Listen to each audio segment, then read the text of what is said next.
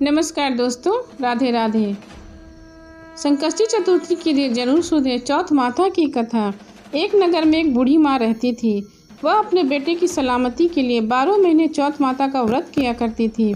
हर चौथ पर वह पंसारी से थोड़ा सा गुड़ और घी लाकर 4 लड्डू बनाती, एक बेटे को देती, एक पूजा करती, एक हाथ में के लिए निकालकर और दूसरे चांद को उगने पर वह खुद खा लेती। एक बार उसका बेटा ताई से मिलने गया। ताई ने बैसाखी चौथ का व्रत रखा। ताई से पूछा, माँ तो 12 चौथ करती है। ताई बोली, तेरी माँ तो कमाई से तर माल खाने के लिए 12 चौथ करती है। तू परदेश जाए तो वह एक भी चौथ नहीं करेगी। लड़के को लगा ताई सच कह रही है। घर आकर माँ से कहा, मैं परदेश जा रहा हूँ, यहाँ तो मेरी कमाई खाने पीने में ही उड़ा देती है। माँ ने समझाकर रोकना चाहा पर बेटा नहीं माना। माँ ने उसके साथ ले जाने के लिए चौथ माता के आंखें से दिए कहा और मुसीबत में ये खाते आंखें तेरी मदद करेंगी। वह आंखें लेकर रवाना हो गया। घूमते हुए एक नगर में पहुंचा। उसने देखा एक बूढ़ी माँ रोती जा रही थी और पुआ बनाते जा रही थी। उसने कारण पूछा तो बूढ़ी माँ ने कहा, बेटा इस नगर की पहाड़ी पर एक दैत्य रहता है। पहले वह नगर में आकर कई लोगों को खाने के लिए मार देता था। अब राजा हर घर से एक आदमी दैत्य के पास भेजता है और आज मेरे बेटे की बारी है, इसलिए मैं रो रही हूँ और उसी के लिए पुए बना रही हूँ। वह बोला, तू पुए मुझे खिला दे, तेरे बेटे की जगह मैं चला जाता हूँ। बूढ़ी माँ ने खीर पुए उसे खिला दिए। खा पीकर वह सो गया। रात को राजा के सैनिक आए तो बूढ़ी माँ ने उसे भेज दिया। दैत्य के सामने पहुंचकर उसने चौथ माता के आंखें दैत्य की तरफ फेंक कर कहा, हे चौथ माता, यदि मेरी माँ ने मेरी सलामती के लिए व्रत किया है तो दैत्य का सिर कटकर गिर जाए। तुरंत दैत्य का सिर कट गया। लड़का वापस आ गया। राजा ने उसे उपहार देकर विदा किया। चलते हुए एक दूसरे नगर में पहुंचा। इस राज्य में आवा तभी पकता था जब एक इंसान की बलि दी जाती थी। सिपाहियों ने उसे पकड़कर आवे में चुन दिया। लड़के ने आंखें आवे में डाले और कहा, हे चौथ माता, यदि मेरी माँ मेरे लिए व्रत करती है तो आवा मेरी बलि के लिए बिना ही झट से पक जाए। आवा तुरंत पक गया। आवे से मिट्टी की जगह सोने चांदी के बर्तन निकले। अंदर से लड़का बोला, बर्तन धीरे धीरे निकलना, मुझे लग नहीं जाए। राजा ने उससे निकलवाया और पूछा, इस आवे से तुम कैसे बच गए? लड़के ने बताया कि उसकी माँ चौथ माता का व्रत करती है, व्रत के कारण ही वह बच पाया। राजा को विश्वास नहीं हुआ। उसने एक चांदी की सुराही मंगवाई और कहा कि सुराही की नली से निकलकर दिखाओ, तभी मुझे विश्वास होगा। लड़के ने चौथ माता को याद करके आंखें सुराही में डाली और कहा, मैं भंवरा बनूं, सुराही से निकलूं। लड़का भंवरा बनकर सुराही से बाहर निकल गया। राजा ने खुश होकर राजकुमारी की शादी उसके साथ करवाई और सभी लोगों को चौथ माता का व्रत करने को कहा। उसे माँ की याद आई। उसने राजा के पास जाकर खुद के नगर जाने की इच्छा जाहिर की। राजा ने रथ, घोड़ा आदि और खूब सारा धन दहेज देकर उसे विदा किया। चौथे के दिन अपने नगर पहुंचा। वह अकेली पंसारी के यहाँ माँ का इंतजार करने लगा। सोचा चौथ है तो माँ यहाँ जरूर आएगी। थोड़ी देर बाद लकड़ी टेकती हुई माँ आती दिखी। बेटा माँ के चरणों में गिर पड़ा। कहा, मैं तेरा बेटा हूँ, मुझे माफ़ कर दो। माँ ने उसे गले लगा लिया। लोग चौथ माता की जय जयकार करने लगे। उस नगर के सभी लोग चौथ माता का व्रत करने लगे। हे चौथ माता, जैसी बूढ़ी माँ और उसके बेटे की सहायता की वैसी हमारी भी करना। कहानी कहने और सुनने वालों पर अपनी कृपा हमेशा बनाए रखना। बोलो चौथ माता की जय।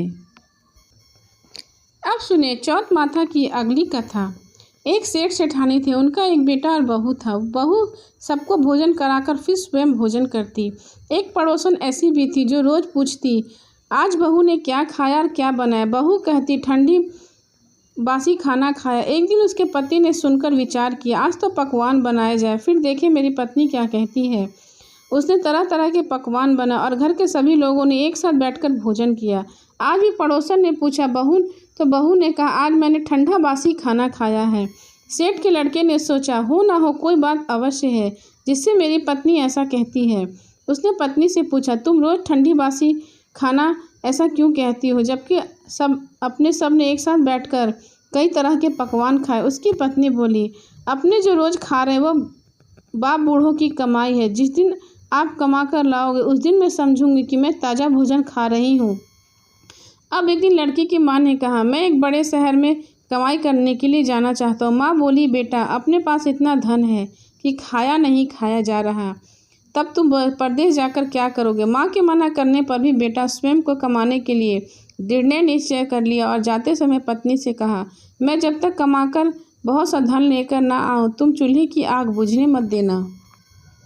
एक दिन चूल्हे की आग बुझ गई तो वह मन घबराने लगी, कहीं मेरे पति पर संकट तो नहीं आन पड़ा। जल्दी से पड़ोसन के यहाँ गई और उसके यहाँ चूल्हे से आग लाकर रख दी। ऐसा विचार करके पड़ोस में गई।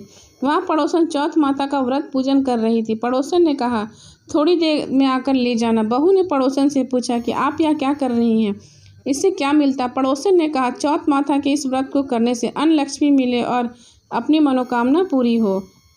अब बहू भी चौथ माता का व्रत करने लगी। दीवार पर चौथ माता बनाई। उस दिन घी गुड़ का चूरमा बनाकर रात्रि को चंद्रमा को अर्घ्य देकर भोजन किया। ऐसे करते करते बहुत से दिन हो गए। चौथ माता ने उस बहू के पति को सपना दिया, साहूकार का बेटा तू जाग कि सोवे, तेरी पत्नी बहुत याद करती है। घर जाकर उसकी चिंता मिटा। तू दुकान खोलकर कंकु केसर का पलगिया बनाकर बैठ जाना। आज तेरा हिसाब किताब चुकता हो जाएगा। अब तो चौथ माता ने जैसा कहा था लड़के ने वैसा ही किया। उसके घर जाने की तैयारी और गाड़ी भरकर धन दौलत लेकर चल दिया। रास्ते में एक बड़ा सा काला नाग फन फैलाए बैठ गया और उसने कहा, आज मैं तुझको डसूंगा, छोड़ूंगा नहीं। आज तेरी आयु पूरी हो गई है। सेठ के लड़के ने कहा, आज चौथ माता ने मुझे सपना दिया है तो मैं पत्नी से मिलने घर जा रहा हूँ। वहाँ मेरी पत्नी बहुत चिंतित है, मैं उसे मिलकर आऊँगा, तब तुम मुझे डस लेना। नाग ने कहा, तुम शपथ पूर्वक कहकर जाओ तभी मैं तुम्हें जाने दूंगा, परंतु लौट कर नहीं आए तो मैं तुम्हारे घर आकर तुम्हें डस लूँगा। इस प्रकार सर्प को वचन देकर वह वहाँ से चला गया और घर पहुँचा। वहाँ सभी ने हंसी खुशी से मिला और भोजन करके उदास होकर बैठ गया। उसकी पत्नी ने उदास होने का कारण पूछा तो पति ने काले नाग वाली बात उसे सब कुछ बताई। यदि मैं उसके पास नहीं जाऊंगा तो वह घर आकर ही मुझे डस लेगा। पत्नी बहुत चतुर थी। उसने कहा कि आप घबराओ नहीं, लेट जाओ, मैं एक उपाय करती हूँ। पत्नी ने कमरे की 7 पेढ़ी धोई। पहली पेढ़ी पर रेत, दूसरी पर इत्र, तीसरी पर गुलाल, चौथी पर कंकु केसर, 5वीं पर लड्डू पेड़ा, 6ठी पर गादी गलीचा और 7वीं पर पेढ़ी पर दूध का कटोरा भरकर रख दिया। इस प्रकार वह 7 सीढ़ी सजाकर बैठ गई। आधी रात होती नाग आकर सीढ़ी चढ़ने लगा। पहली सीढ़ी पर रेत पर लौट गया और कहने लगा, सेठ की बहू ने बहुत आराम तो दिया है, पर वचनों में बंध कर आया हूँ तो सो डसूंगा जरूर। इस प्रकार 7 सीढ़ियों पर नाग आराम करता हुआ कहता हुआ कि डसूंगा जरूर कमरे में जाने ही वाला था कि चौथ माता ने विचार किया कि मैं इसे नहीं बचाऊंगी तो संसार में धर्म कर्म और व्रत पूजन को कौन मानेगा। अब तो गणेश जी, चंद्रमा जी और चौथ माता ने उसे बचाने का विचार किया। चंद्रमा जी ने उजाला किया, चौथ माता ढाल बनी और गणेश जी ने तलवार लेकर नाग को मार दिया और ढाल से ढक दिया। अब बहू भी थकी हारी थी, सो गई। उस दिन उगा तो लोग बेटे से मिलने आए, परंतु बेटा बहू तो उठे ही नहीं थे।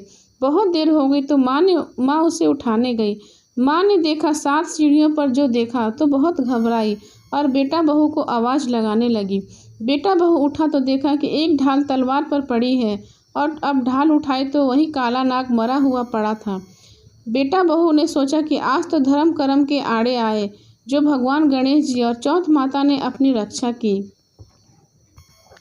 तब बहू ने सारी बात अपनी सास को बताई और चौथ माता की व्रत की विधि भी बताई। अब तो सास भी हर संकष्टी चतुर्थी को चौथ माता का व्रत करने लगी और अपने बेटे को दीर्घायु बनाया। हे चौथ माता, आपने जैसे सेठ की बहू और उसकी माँ की रक्षा की वैसी ही रक्षा सबकी करना।